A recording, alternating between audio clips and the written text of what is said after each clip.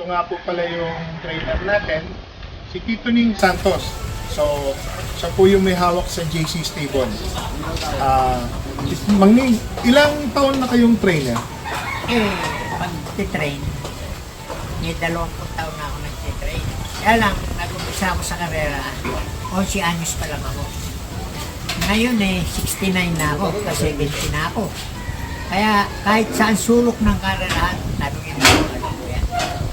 So, kung Walang iligtas sa akin na.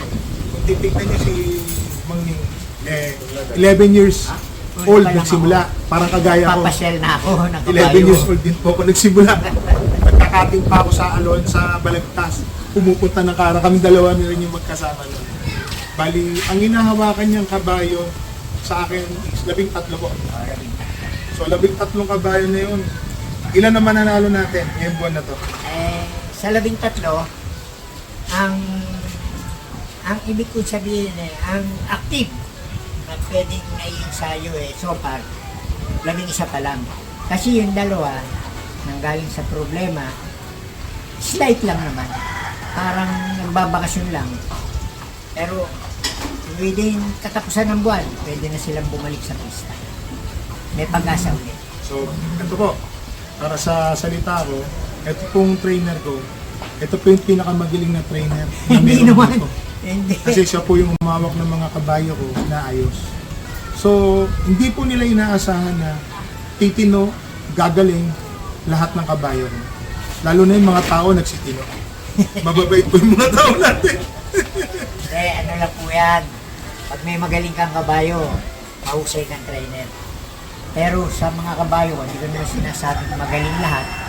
Kaya lang medyo nanggaling din sa problema. Medyo napatino ko lang. Kaya medyo kumakana ngayon. Sana tuloy-tuloy na. Mahirap kasi sa kabayo yung kakaroon ng problema, ng depresya.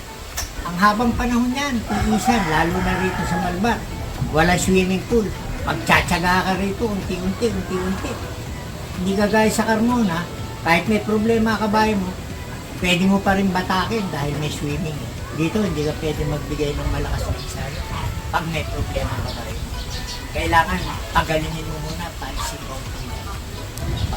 So, ganito po. Ito po yung trainer natin, tatandaan niyo to. Kami pong dalawa yung parating magkasama dati pa.